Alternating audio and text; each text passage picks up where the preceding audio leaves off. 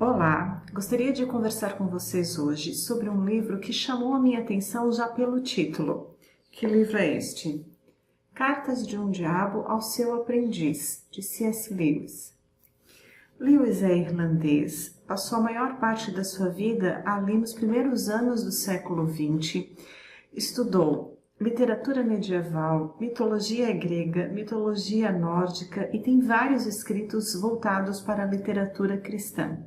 Muito jovenzinho, já com 27 anos de idade, foi contratado para ser professor na Universidade de Oxford e um pouquinho depois em Cambridge também.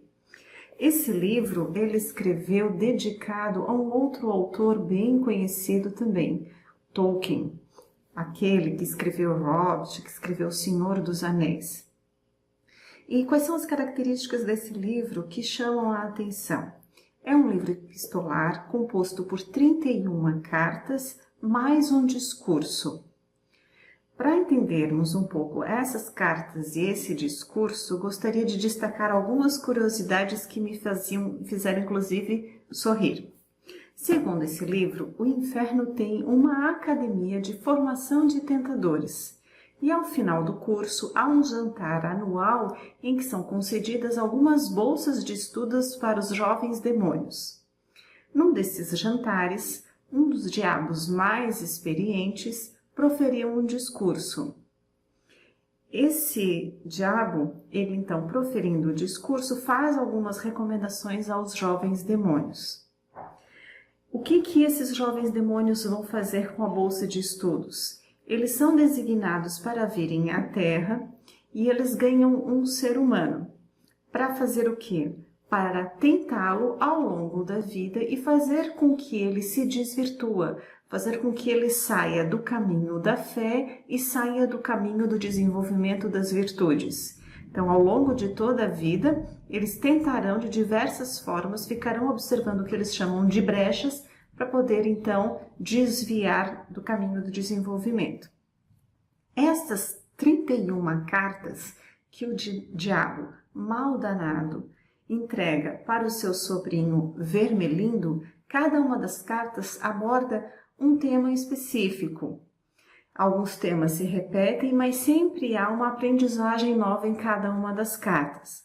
A gente pode falar, inclusive, que esse livro são praticamente de estratégias de guerra, né? Se por um lado tem o diabo ensinando o Vermelindo, o seu aprendiz, como tentar o paciente humano, ao mesmo tempo ele faz críticas ao seu inimigo, que no caso é Deus, e as estratégias que Deus usa, para também proteger e desenvolver o ser humano.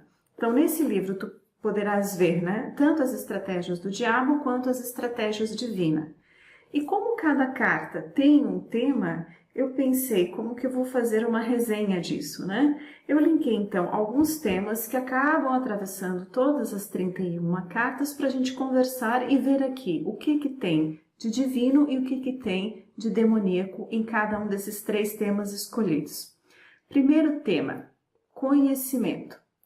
Enquanto eu estou falando aqui com vocês, eu lembro que na época da escolha da minha faculdade, quando eu disse que eu queria fazer faculdade, que eu queria estudar, que eu queria ter uma carreira acadêmica, enfim, eu ouvi de algumas pessoas que não era necessário, que eu poderia estar dedicando a minha vida para Deus, para outras coisas e que não tinha nada a ver uma coisa com a outra. Naquela época isso me entristeceu um bocado e graças à minha família, que tem um outro entendimento, eu fui uma das primeiras netas mulheres a fazer faculdade, fazer mestrado e prosseguir aí na vida acadêmica. Conhecimento, meus caros, segundo Lewis, neste livro, o conhecimento ele é divino e não demoníaco, porque através do conhecimento a gente pode transitar para o caminho da humildade, da gratidão, da caridade, do amor por si e pelos demais. Numa das estratégias aqui do mal danado, ele sugere para o Vermelindo, o aprendiz, que ele evite a qualquer custo que o paciente humano tenha autoconhecimento, por exemplo, e que tente a todo custo mantê-lo no mar da superficialidade dos conhecimentos e que jamais aprofunde os seus conhecimentos, porque se ele buscar este caminho, com certeza ele vai partir para a busca das virtudes e vai se desviar, dificultando aqui as tentações. Então, o autoconhecimento, ele é divino na medida em que, por meio dele, a pessoa vai encontrar os seus limites, as suas possibilidades e assumir algo que está muito em falta na atualidade, que é o seguinte: identificar quais são seus próprios erros e assumir as suas próprias culpas e responsabilidades. Conhecimento, então, seria algo divino e, como estratégia para nos desvirtuar, o demônio faria de tudo para evitar com que a gente tenha acesso à informação e ao conhecimento e à sabedoria. Segundo tema que eu gostaria de destacar aqui, a noção de prazer. É outro tema também que por vezes a gente vê uma certa confusão, né? Como se tudo que fosse voltado ao prazer cabe mais ao terreno do demoníaco e menos ao terreno do divino. Neste livro, Lewis deixa bem claro que, ao longo de milhares de anos, o setor de pesquisas do inferno tentou criar um prazerzinho sequer e não conseguiu. E por isso, diz ele, que o diabo é muito frustrado. No máximo que eles podem fazer é modular o prazer, é alterar o foco para onde que ele é direcionado e em que tempo que ele é direcionado. Porque todos os prazeres estão na mão direita do divino, onde há prazeres infindos. O prazer dos 5 sentidos e outros tantos. E aí, como estratégia do divino para nos manter no caminho da sabedoria, da fé e das virtudes, há a sugestão de que nós tenhamos e vivenciemos, né, os prazeres todos os dias. Aí eu fiquei pensando, né, quantas vezes nós estamos estressados no trabalho ou com algum descontentamento no nosso relacionamento afetivo, e aí o seu parceiro lhe convida para assistir um filme, para fazer um passeio, para curtir um bom prato, enfim. E no usufruir desses pequenos prazeres, ao final se tem aquela sensação: poxa, que legal, a vida vale a pena, a vida é bela, graças a Deus por esse momento. Então, ao usufruir do prazer, você se volta para quê? Para gratidão, para agradecer a vida, agradecer o seu parceiro. E o que o diabo fica muito aflito quando vê o seu paciente usufruindo de prazeres? Porque aí ele vai deixando de lado as picuinhas, as pequenas brigas e vai elencando as prioridades da vida. O que de fato vale a pena? Então, ao saborear um bom vinho, um bom perfume, um livro, fazer uma viagem, assistir a um bom filme, ao nutrir esses bons momentos, prazerosos momentos, você está caminhando para o divino e deixando de lado as brechas que o levariam à tentação. Um terceiro tema que atravessa essas 31 cartas e onde a gente pode ter o entendimento do que é o divino e o demoníaco para Lewis é a noção de tempo. Noção de tempo. Olha só que interessante. O que seria divino no tempo? Curtir o presente, viver o presente. No máximo, visitar o passado para pescar de lá uma pessoa, um acontecimento, uma experiência que você pode dizer: muito obrigada, valeu a pena demais.